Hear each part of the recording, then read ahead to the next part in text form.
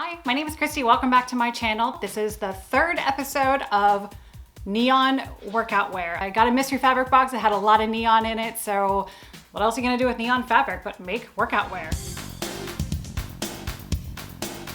I made a sports bra, a shirt to go over it, cool crisscross designs on both. Check out the description box for those videos.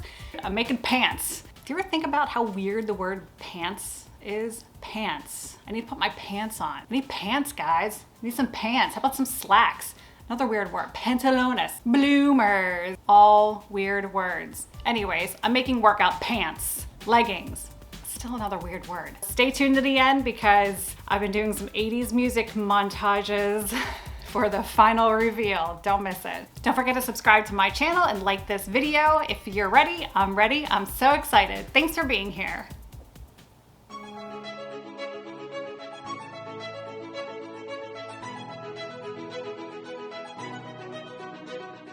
Here's the really bright neon fabrics that I got in my mystery box, and some pants, workout pants, that I'm going to pattern from.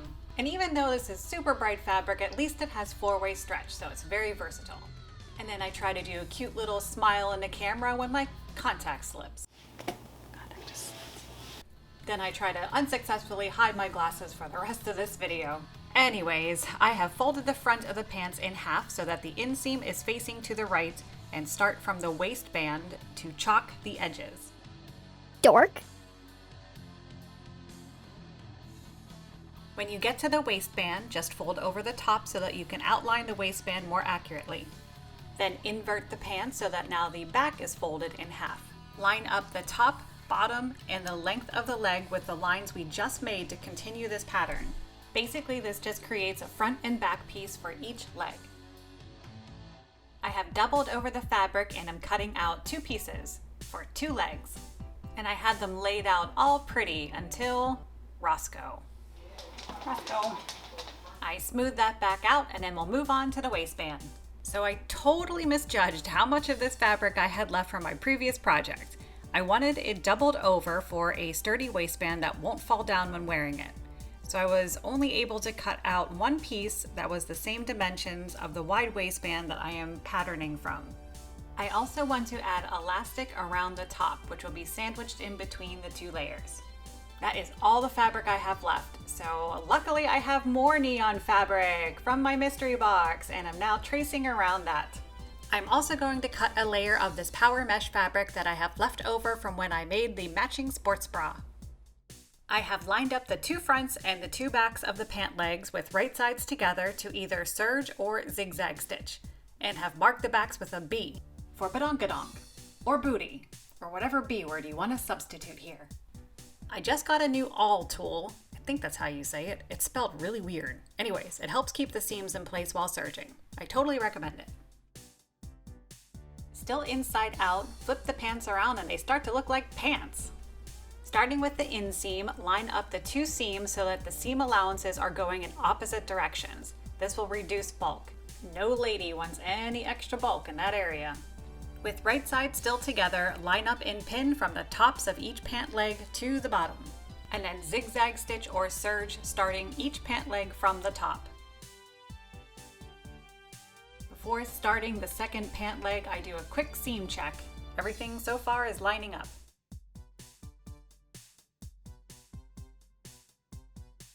With right sides together, line up the 2 waistband pieces with the power mesh layers on the outside. Carefully pin all layers together. Dork. And then serge or zigzag stitch the sides to maintain the stretch. Gotta make sure these fit over the hips. As my mother would always tell me, a moment on the lips, forever on the hips. Thanks, Mom. Which is another reason why elastic is a good idea. I've measured the elastic to the same width of the waistband and subtracted 1 inch so that it is a little snug but still comfortable. Making sure the elastic isn't twisted, attach the 2 ends together.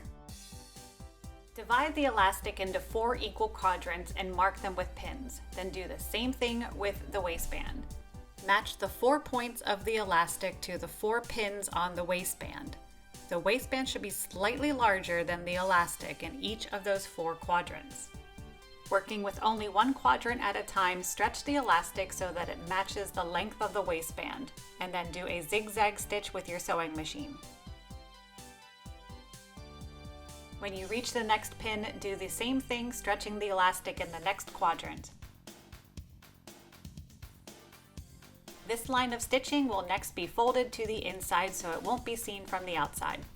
And then do the same process to attach the waistband to the pants.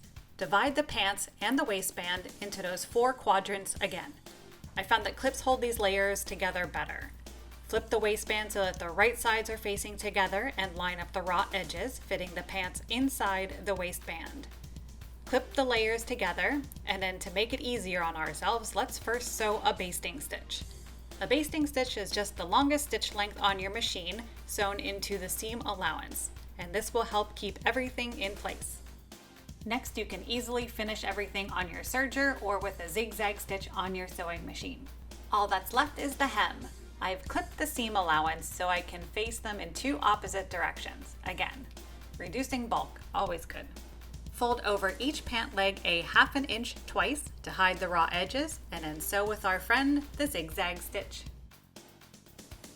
And that was supposed to be the last step until I realized that my bobbin thread ran out like a few centimeters before I was done. So I just finished that in a huff off camera. Regardless, I hope you enjoyed this video and the final reveal inspired by the 1988 National Aerobic Championships.